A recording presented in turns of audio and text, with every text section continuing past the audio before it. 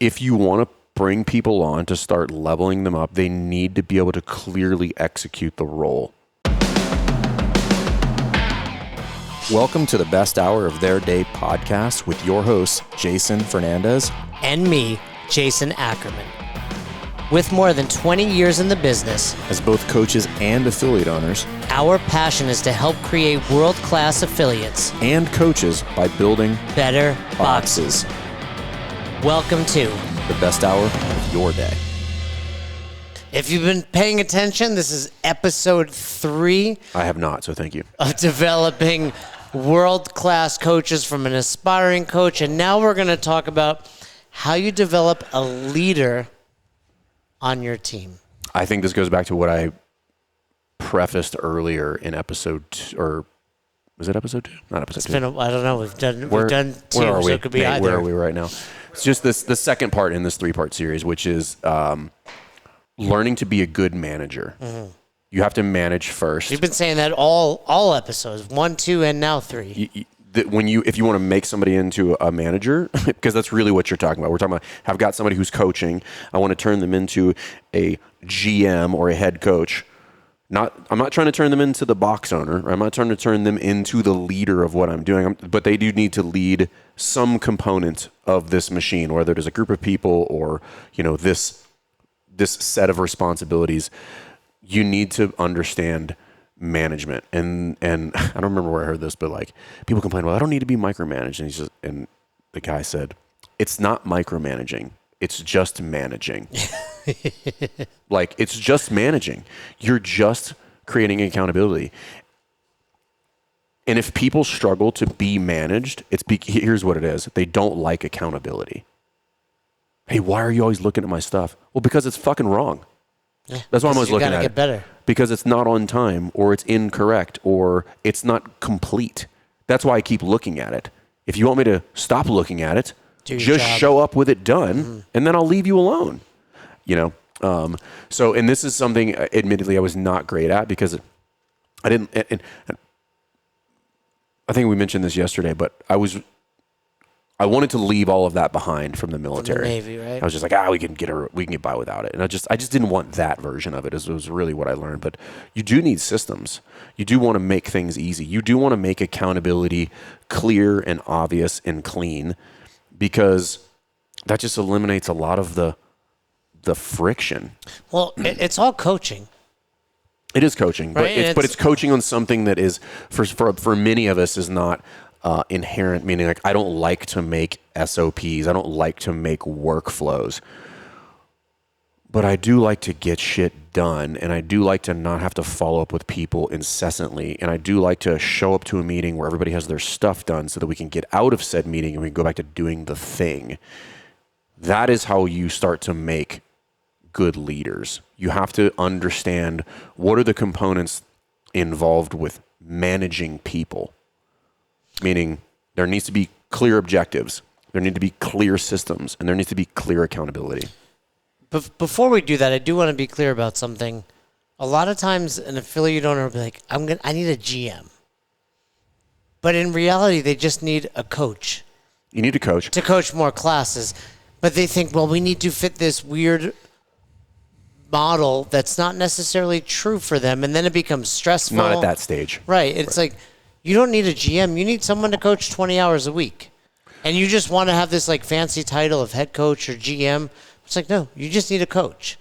And you need help getting all the things done is what you need. And you're like, I need a general more time. manager. So right. And it's like, you don't need that person to do these things. You need a person to coach 20 hours. So now you have time to do it. And that doesn't mean you won't potentially need a GM or a head coach. And that is what we were going to talk about. But I do think it's important for that person to think, okay, am I trying to create something or put a square peg into a round hole? Right. You're not going to be able to bring in somebody who's going to be able to do a good job if you have not built all of if you fundamentally can't manage yourself. Like, you need to manage yourself first and say, okay, I'm doing this. I do this at this rhythm at this time. This goes out. So think about all the things that you would need to do as an affiliate owner. So I need to make sure that maybe the programming gets uploaded automatically. That's become less of a thing over the years. But schedule's got to get done. A budget, right? That's got to get done. events, if we're right, all of that thing. Designs for apparel, right? Like that launch needs to go out.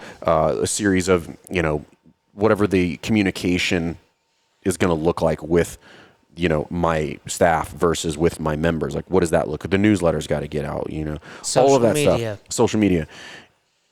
If you're running around with your hair on fire, you're not ready to bring in somebody else, because all you're going to do is have somebody else running around with their hair on fire. Now there's two idiots running around with their hair on fire, right, which is way worse than one. Going to be able to tell them what to do because you don't know what to do. Correct. So I think you have to look at this through the lens of, I need to build something that I can hand to somebody else. And then we need to continue to meet and interact on that. And that's how you start to build a leader, because that leader needs to fundamentally know how to do the thing, and then you can teach them how to problem solve based on the tools that you just gave them. So you could use something simple like, we have our logbooks that we give affiliates, and your level 1 and level 2 logbooks, you got your level 3, level 4 logbooks. Well, the first thing is I teach somebody how to fill that thing in. I know how to do it because I've been doing it over a year. I'm like, hey, here's how you do it. Here's where you get all the information. And you show up to the meeting on Monday. Okay. First thing, is it done? Yes or no. Second thing, is it accurate? Yes or no. Okay. Chances are one of those two will be wrong. If we're going to be very honest with ourselves, at least 50% of the time. Why? Because they're still learning how to do it. So that's where you're coaching them and teaching them to do that. Then once they've shown consistently, again, mechanics, consistency, intensity, now we talk about, hey, you're doing this because you're in charge of that, and like what you filled in the numbers, they're all accurate. You do it repeatedly every single week. That goes out when it's supposed to. It's got the requisite information in it. Cool. Now, what is that information telling you? Are you reading the matrix, or are you just blindly, putting those things in there? That's the second level of that. But the first level is like, can you just fundamentally fill in the spreadsheet? And I know that seems a little bit silly, but it's not. Trust me. Like it's a bit more challenging than you might think. And you start there. So you have to build that system and say, hey, I want these pieces of information, and I want them here, and I want them here by this day at this time. And then you sit down and you're like, did you show up with all the things? Yes or no? Great, good job. Let's look at it together. And this is where we're like, or are we micromanaging each other? I'm like, well, because I don't know if that's correct. We're just checking it, And so it's like a drive-by cue, like, hey, push your knees out. And you just walk away. I'm like, did you push his knees out? I'm like, I think so. And I'm like, but you don't fucking know because you didn't look at it. So you look at it like, is it correct? Right? And I see this all the time with the team. I'm like, that doesn't look correct. Why? Because I've been looking at that for 3 years, and I fucking know what it's I've never seen that number. Yeah. That's not a real number. Right. Or the trend pops out at me, and I'm like, that seems weird. Is there something going on there that we don't know about? Or is that number just incorrect? And a lot of times it's just incorrect. I'm like, oh, I forgot to put that in there. And I'm like, let's get it right. Or I pulled the wrong number. Right. And again, it's not about blaming people, but it's about, this is just a core tenet of data in general. Junk in, junk out. If the stuff that you put in there is not correct, the decisions you make on the back end of that will also not be correct.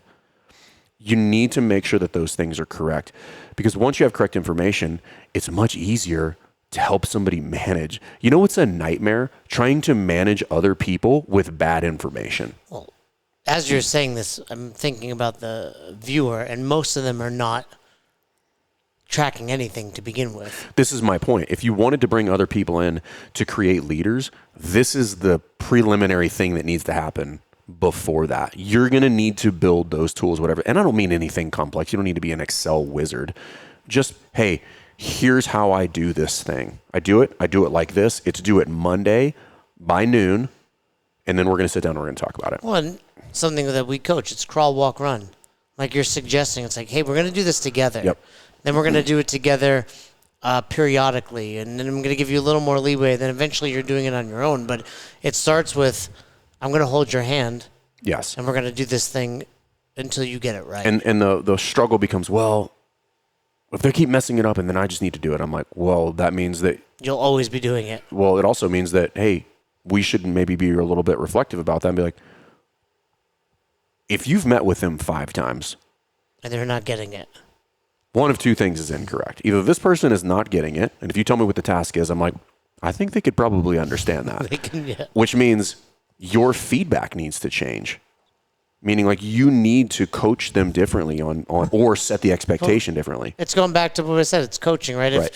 If I told them to push their knees out, cool. They probably can, so maybe show them. Show them. Or maybe use a Maybe just tactile touch cue. their knee, right? Yeah. So Like, you got to change the tactic. So I think that's an important component of that. And if you want to build leaders and you want to build, and this is something I put a lot of effort in, me personally, in 2023.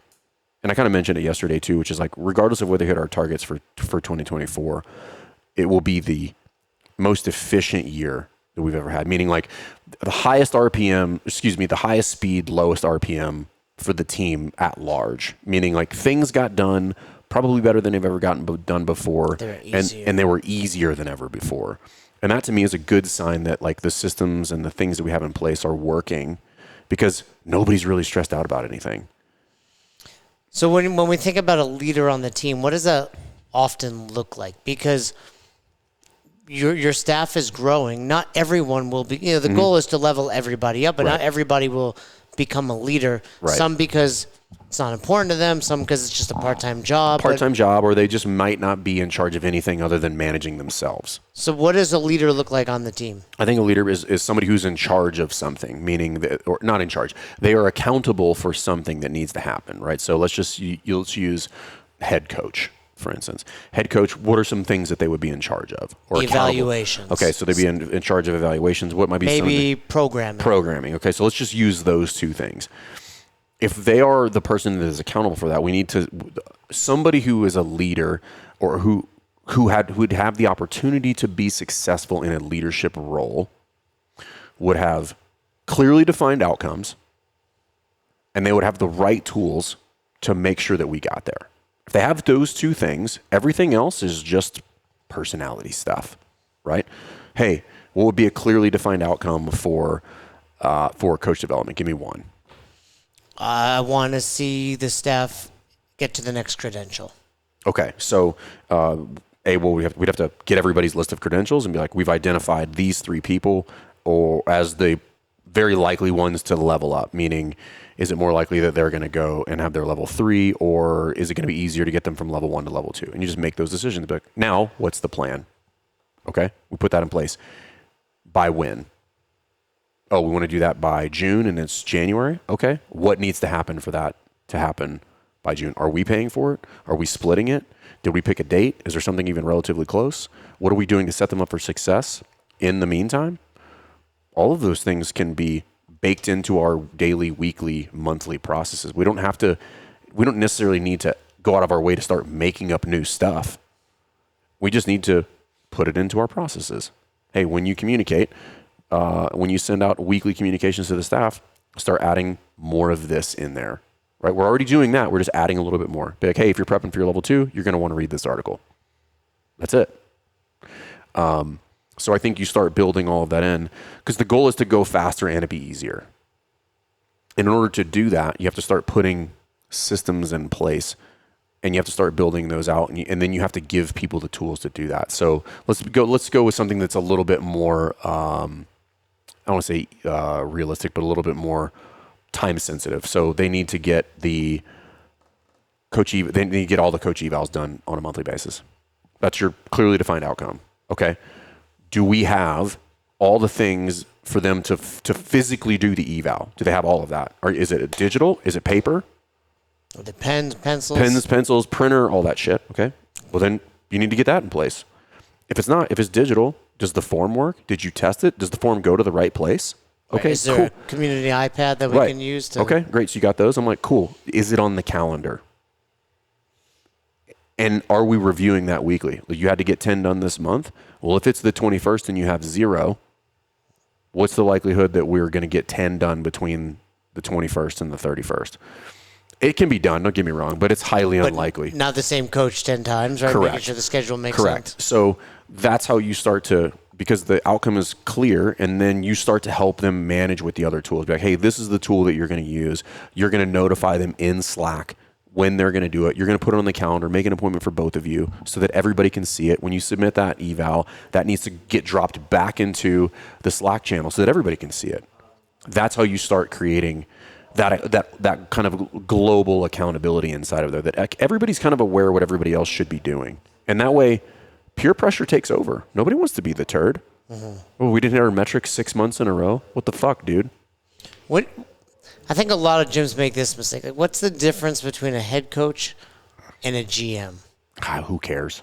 I think it's important because I think oftentimes there's this idea of if you the want the distinction, responsibility. it's probably like the level or capacity or the threshold that this box is operating might dictate a GM. But at the end of the day, they're just titles. You could have a head coach That's who also... the point there. Again, going back to it, it's like, don't feel the need to put a title on there for the sake of it. But I would tell you, a head coach... Now, there's a point that you have an actual GM. Like Cassidy Right. is an actual GM, meaning like... But they have other responsibilities. Head coach typically... Right. I'm the most tenured coach most of the time, and I'm responsible for staff development. Right. Or you could have just like, hey, you reach the point where you get to this many hours in coaching, and that classifies you as a head coach versus an assistant coach. Which doesn't change like there's anything. a tiered system in there that just outwardly demonstrates hours on the floor. Right, and it's just some sort of objective in that manner. case, it's just a title. There's no added responsibility. Correct. Yeah. When you're thinking about whether it's head coach, you kind of just alluded to, it could just be hours. When someone's on staff and they're coaching, what do you look for in them, whether it's to level them up to a head coach or potentially a GM role? Okay, so the head coach is just, where are they deficient and how can we make them better? Like what are they lacking inside of that? Whether it be credential, but let's just make it simple and inside of those 6 criteria. Like which one of those could we have the most improvement in? And we just start there. Meaning like, hey, they struggle with group management. Okay, we'll tune them up in group management. Like give them some tools and resources and ideas and protocols that would make their life a lot easier. Yeah, we see this very regularly. Like, so somebody comes in to affiliate university, we start to facilitate that growth. And then the members or the coaching staff are like, it's getting really busy in here. Like it's getting to be chaotic. So you do a little fact-finding mission and you're like, it's not that it's crowded. You guys are a mess, right? So that highlight, the fact that somebody was like, hey, it's getting a little crowded in here. And I'm like, how much square footage do you have on the floor? Like 4,500 square feet. I'm like, how many people in the class? They're like 18. I'm like, it's not a space issue. This is disorganized. So we've just been told by the members, be like, this is what you should fix. Okay, cool. Let's go in there and let's look at the class. And you look at it and he's like, hey, we should sit down and we should talk about some do's and don'ts with regard to laying out equipment on the floor.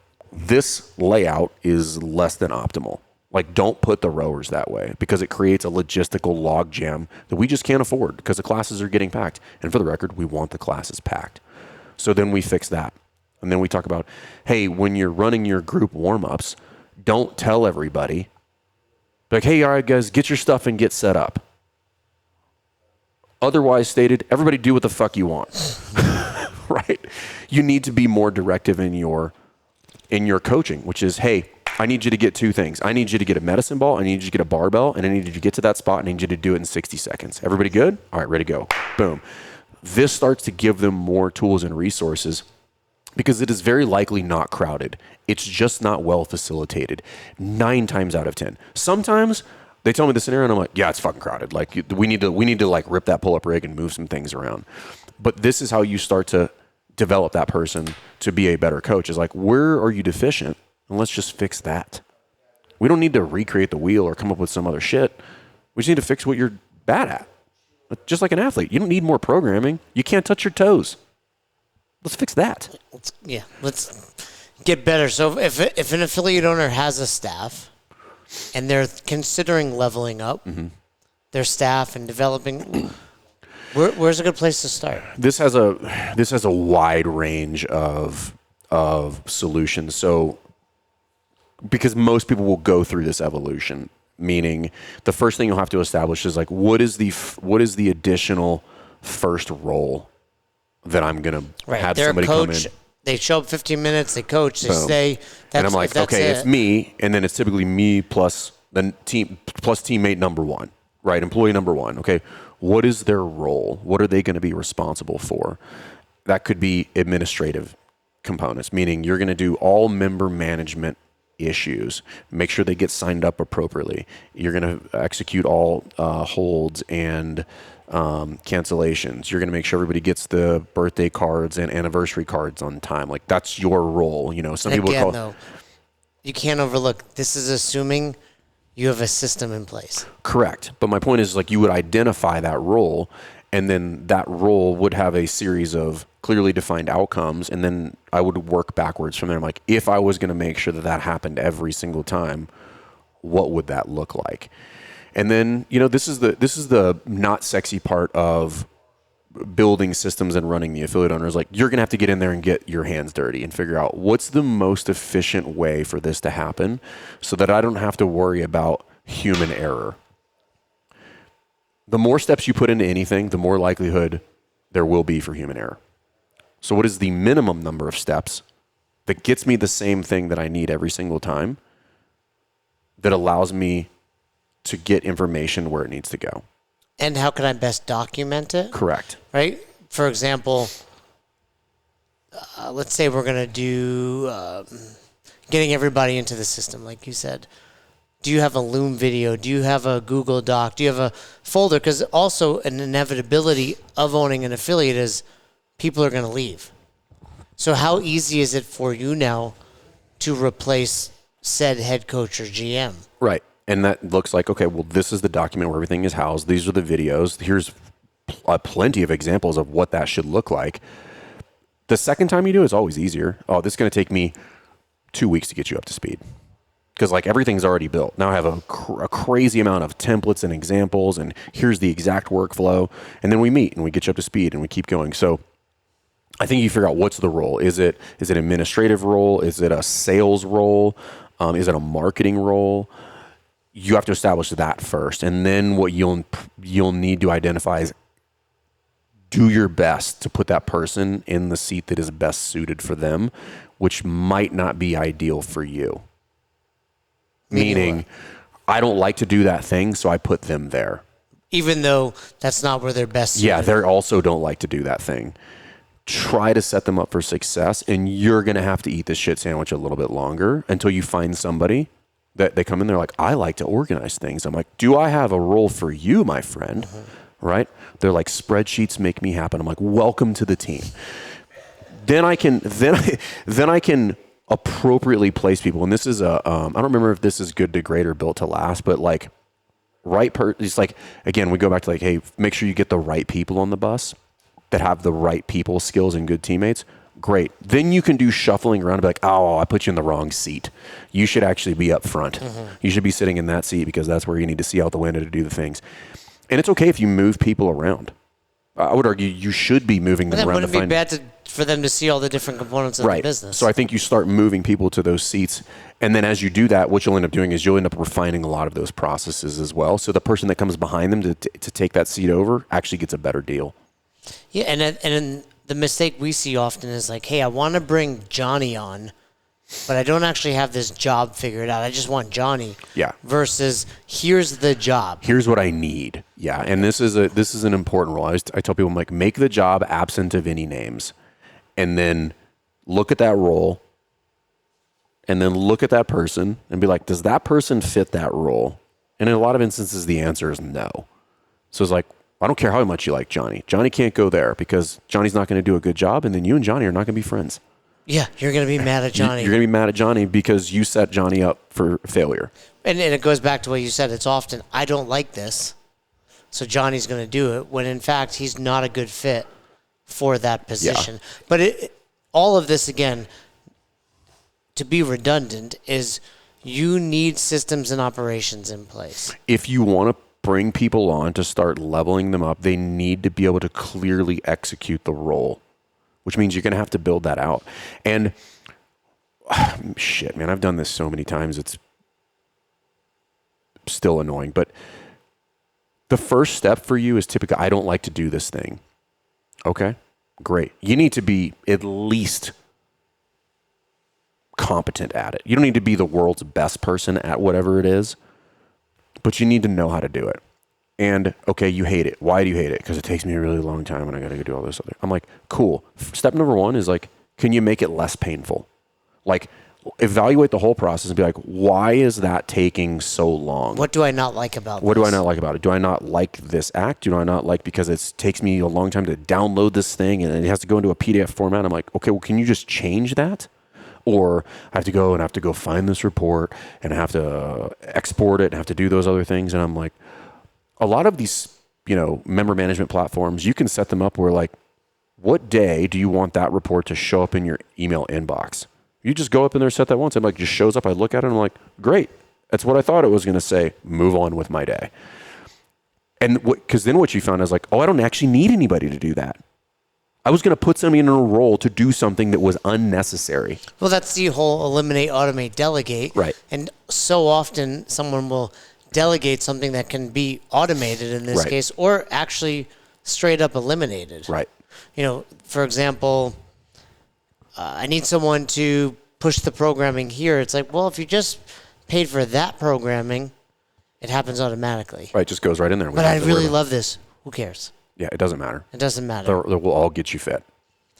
So I would, as an affiliate owner, some homework. 2 things that I often give out is A, write down everything. Take 7 days. Because we all know as an entrepreneur, Monday doesn't look like Thursday. That doesn't look like Saturday. Write down everything you do, personal, business, etc., in explicit detail, how long it took you. Then go through, and you want to call this the Jim Mayer audit, right? Maybe. The Jim Mayer audit, I don't know where you're going with this, but like the Jim Mayer audit is a thing for sure. Meaning like, hey, where are you spending your time? But this is, the whole, like, it's time management. This is more like, hey, this isn't necessarily the Jim Mayer audit. This is like, what are all the things that have to get done inside of the business? Right, and from there, now we can look, I can eliminate that one. I can actually automate. There's a Zap out there that does this one. And these are the 4 things that I want to delegate. Now we're starting to create this GM role. Right. And then I can teach them to manage those systems. Right. So instead of them having to go in and do all of that legwork and it's really labor intensive, I'm like, I've made their job easier. All you have to do is take that information, make decisions with it, and then show up and tell me what's going on. Now that's a very simplistic way of looking at it, but that's the ultimate goal, is that you've built in a series of things that are pushed to you or to the person that needs it so they can make decisions with it and then push it right back out. Instead of us having to pull everything in manually. They have to go find this information, have to put it here, and then have to get that information, have to put it here, and have to figure out what the fuck does that information tell me, and now what am I going to do with it? And so this is a lot of what I have conversations with all of the software folks about. What is the information that we should be giving affiliate owners that shows up to them cleanly packaged and says, this is what you should be doing allows today. them to make decisions. This is what you need to do today. And in some instances, there's no decisions to be made. It's just like, this is what you got to do. That person's birthday is today. This email needs to go out next month. He's been here for 6 months. That person just hit that. 500 attendances. It's your to-do list every single day. But that comes down to knowing what we do when it's someone's birthday, what we do when someone's celebrating 6 months. Correct. So I think you just start with something very simple. Let's just say somebody's going to be doing the schedule. Like I just use very simple, kind of like once a month type tasks. Hey, here's what's going to happen. You're going to be in charge of running the schedule. Great. When's the schedule need to be done and finished for next month? We established it's got to be finalized by the 25th. Okay, great.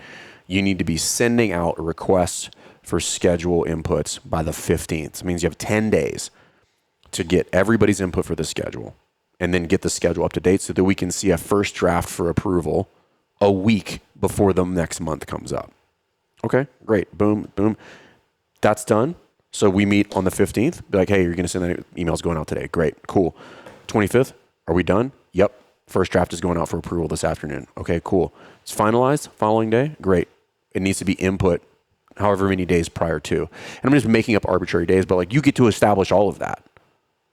At which point, hey, if we're meeting weekly, whether it be Zoom or it's just something that we do in Slack, is it done or not? Like today's the 15th. Wait, where is it? Where is it? It's supposed to be done. There's a reminder. There's a task. Well, it's no different than the coaching event, right? It's binary. Yes, Right. no. So I think that's the whole process. And this is where I think a lot of people don't like to manage because they feel like they shouldn't have to manage other people. It's like, well, they should just do it. And said, bad news. That's not how managing works. And also bad news, no one's going to care about your affiliate as much as you do. It's just not real. Meaning you're going to have those conversations. Dude, you and I have both been in rooms with a bunch of what I would consider to be very high caliber individuals. And on teams with very high caliber individuals. Every single one of those people still needs to be managed in some way, shape, or form. Mm-hmm. I need to be managed. You need to be managed. Marcus needs to be managed. Everybody underneath us needs to be managed in some way, shape, or form. You're going to have to manage everybody. And it's also relative, like what you need to be managed at might be different than as you develop. Correct. And then you get a partnership like the three of us where it's like, cool, we keep Marcus in check about things even though he keeps us in check about things. Well, that's the way it works because there's clearly defined outcomes and we meet on Fridays. Like the three of us meet on Fridays. Friday. We're like, we have a list on there. Be like, make sure your shit's in there if you want to talk about it because that's going to lead into the next week. And then, we meet for Affiliate U on Mondays. My team meets at CrossFit Rife 12:15 every single Monday. There's an agenda in there. How do I get people to lead? Well, I give them the tools to lead. So you're on top of your own shit, dude. Yeah, and then I make sure that they're doing it. And if they're struggling, my job now becomes to figure out like what inside of that process is it broken? Is there something in there that's not happening that should be happening? Or is this person just falling off? At which point now I have that conversation about like what's going on? Why is this not happening? Is there something that I don't know about? Or did I block you somehow? Yeah. What's going on? That's a question we're always asking each other. Like, what are you blocked on? Yeah. Before we wrap up this 3-part series, I want you to touch on the 50-50 model. Yep. So the 50-50 model is how we view running and operating the affiliate. And it's a pie. And a lot of people in our observation and working with a lot of affiliates allocate their time incorrectly inside of the affiliate. So imagine inside of that pie, each one of those slices of pie is time allocation or attention. And our contention is this, that at a minimum, in a service-based business, 50% of that pie is for your service, meaning things that are directly client-facing. And a lot of people spend very little time there inside of the affiliate, probably less than 10%. And I don't mean like you run classes. That's not what I'm talking about. I'm talking about actively engaging in the act of improving, evaluating, and refining your service. The other half is literally everything else. Meaning like the thing that is happening on the floor between 0 and 60 and everything that supports it is 50% of your business. Everything else on the other side is sales, marketing, operations, because those support the other half of the pie, right? If you wanted to make that up, because those would each be roughly, if you want 50%, it's like, what is that, 17%-ish, like 17.5% or something like that. Each one of those There's no slices. way to know if that's right. It's probably pretty close. But the point is like each one of those has their own contribution to the other side of the pie. And that's the 50-50 model, because most of the time, if we look at like the service, it gets little to no attention. And a lot of people are looking at, well, hey, how do you grow an affiliate? And it's just like, leads and sales. And I'm not saying that that's not important. Again, it's the base of the pyramid, right? 50%. It's the base of the pyramid. It for sure creates stability. But if you're great at sales and you have this knack for selling people things, and your service is subpar, retention is going to be terrible, and you're going to be caught in this cycle of doing that. And we see this a lot. People are like running, big front end sales, and I'm like, okay, what'd you do in front end sales this month? They're like 17,000 in new sales, and I'm like, okay, well by that measure, you should be $1 million gym in about 4 months, right? Okay, so that tells me that there's a hole inside of that, which means your service is not capable of holding up to your sales capability. So we need to fix that. You put those two together, now you've got a rocket ship.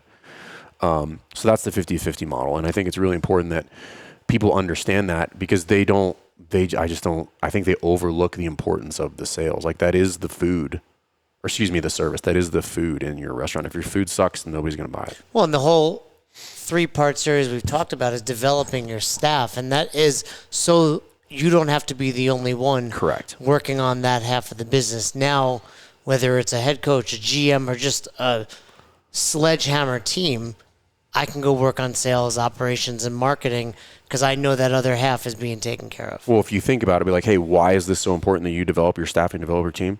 Because it comprises 50% of the overall machine. You don't think that's important? Or like, listen, if you want to make your life easy, make the coaches out there really good. Yeah, you don't worry about half the business. Half of it is like buttoned up tight. Okay, well, now I can go and I can address these other things, all of which, by the way, only aid this even more. So if you could get your coaching staff really buttoned up and they're great, meaning you've got high energy people that know their shit, that engage, that are really invested in those people, great, boom, put them on the floor. And then I go over here and I look at the sales, the marketing, the operations, the systems, procedures, and everything. And all of those are built to support the person at the end of that, which is the coach interacting with the client. Everything gets better. And I think people look at them all independently. I'm like, no. Service is the most important thing, like, because that's what people are buying. Okay. Everything else should be built in to make the people providing the service lives easier and more effective so they can go do the thing. And then the systems and things that I build in place should be built and designed and targeted at like what would make the most impactful interactions with the people that walk into my gym every single day. That's the 50-50 model. We talked about an aspiring coach all the way up to leadership, GM, and making that person a huge part of the team. Yeah. That's what this 3-part series has been about. And if you want to learn even more about developing staff, about leveling up coaches, or just how to run a better business, being a business builder, Building it. hit us up. We'd love to talk to you.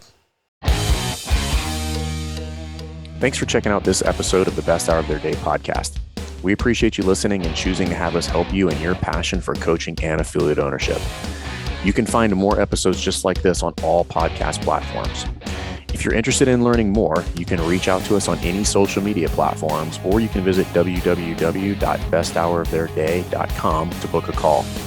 If you found this episode helpful for you, please share it so that we can help other coaches and affiliate owners to help build a bigger and stronger CrossFit community. Thanks for listening.